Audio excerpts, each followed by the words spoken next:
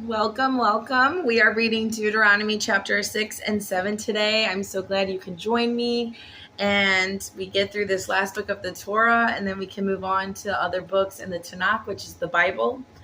And I'm so happy to be doing this and learning more about the commands of Yah and come to an understanding of what we're to be doing in life.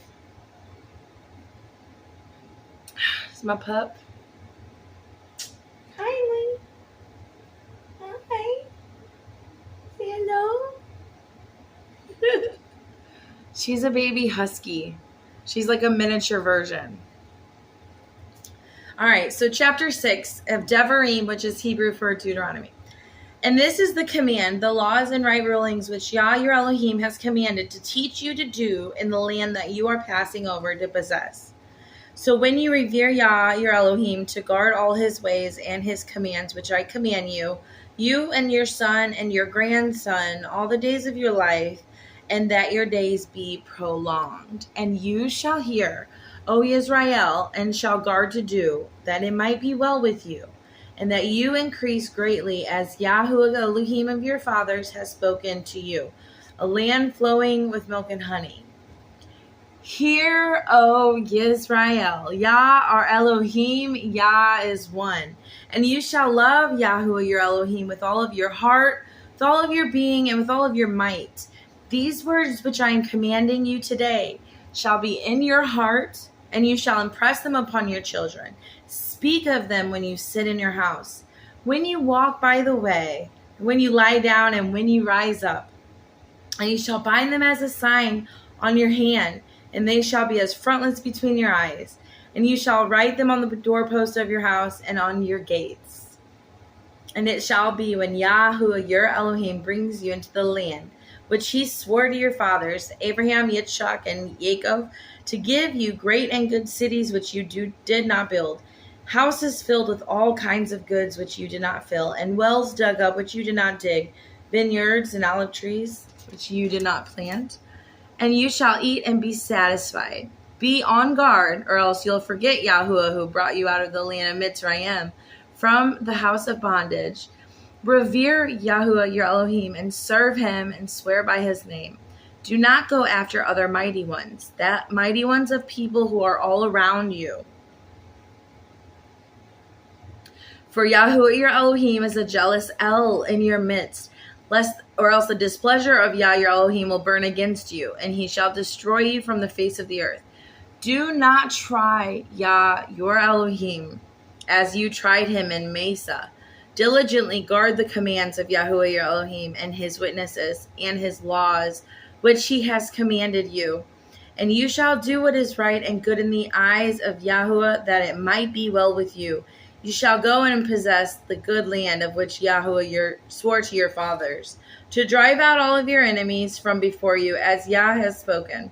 When your son asks you in time to come, saying, what is the meaning of the witnesses? What's the meaning of the laws? What's the meaning of the right rulings that Yah our Elohim has commanded you?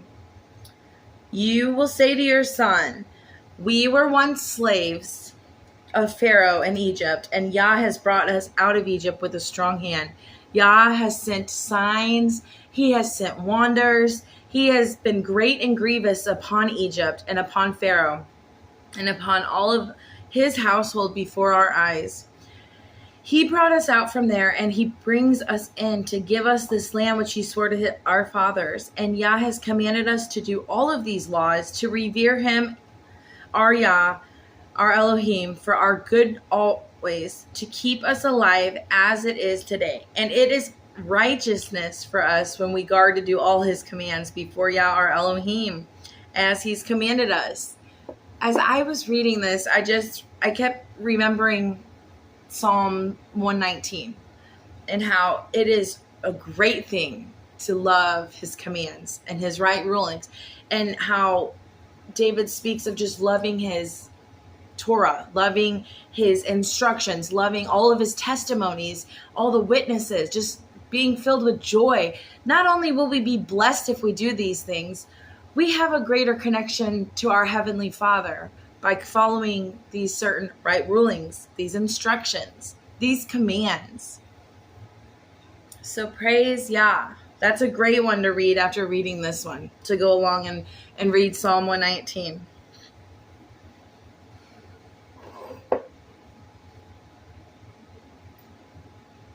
Chapter 7. When Yah your Elohim brings you into the land which you go to possess, he shall also clear away many nations before you. The Hittites and the Girgashites, the Amorites and the Canaanites, and the Perizzites, and the Hivites, and the Jebusites, 7 nations greater and mightier than you. And when Yahuwah your Elohim gives them over to you, you shall smite them and put them under the ban completely. Make no covenant with them and show them no favor.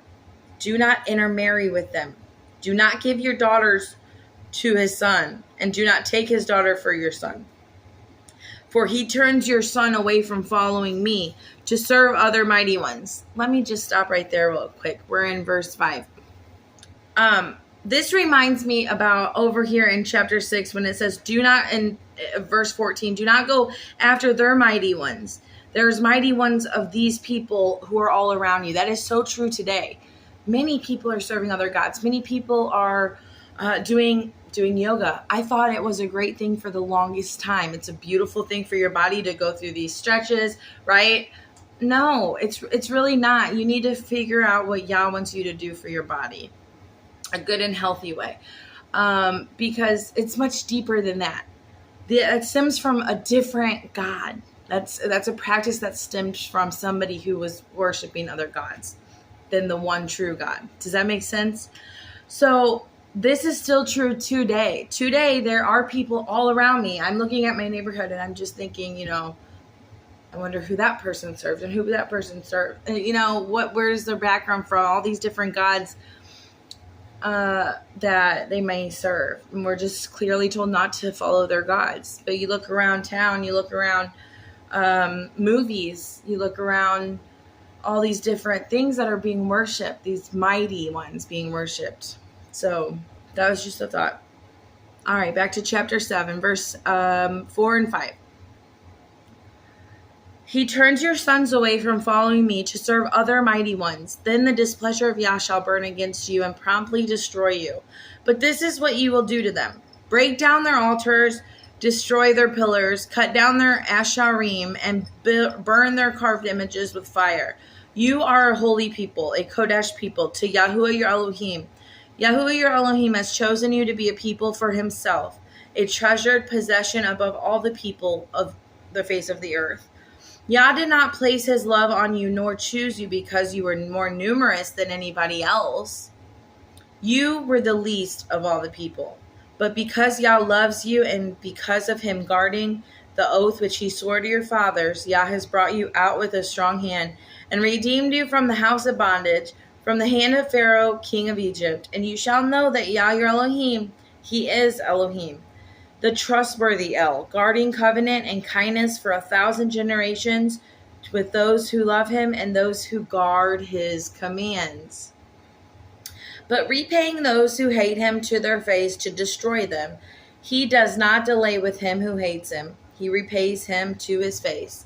And you shall guard the command and the laws and the right rulings which I command you today to do them. And it shall be, because you hear these right rulings and shall guard and do them, that Yahuwah your Elohim shall guard with you the covenant and kindness which he swore to your fathers, and shall love you and bless you and increase you, and shall bless the fruit of your womb and the fruit of your land, your grain and your new wine and your oil, and the increase of your cattle, offspring of your flock, in the land of which he swore to your fathers to give you. Blessed are you above all people. There is not going to be a barren man or a barren woman among you, or among your livestock.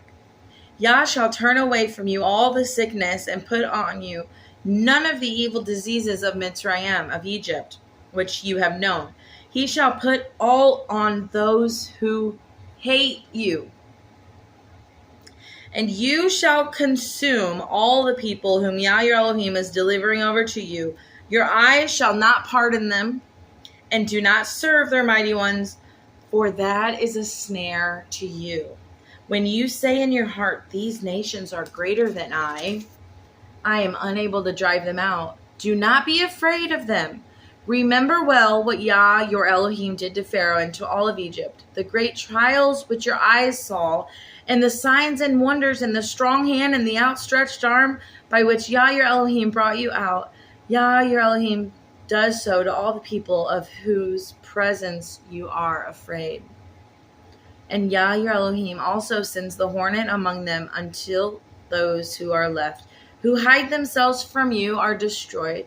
Do not be afraid of them, for Yah, your Elohim, the great and awesome El, is in your midst, and Yah, your Elohim, shall drive out those nations before you, little by little. You are not allowed to destroy them all at once, or else the beasts of the field will become too numerous for you. But Yah, your Elohim, shall deliver them over to you and destroy them with a great destruction until they are consumed. He shall give their kings into your hand, and you shall destroy their name from under the Shemayim, the heaven. No one is going to be able to stand against you until you have destroyed them. The carved images of their mighty ones you are to burn with fire. Do not covet the silver or gold that is on them, nor take it for yourselves, or else you will be snared by it, for it is an abomination to Yah, your Elohim. Do not bring an abomination into your house, or else you will be accursed like it.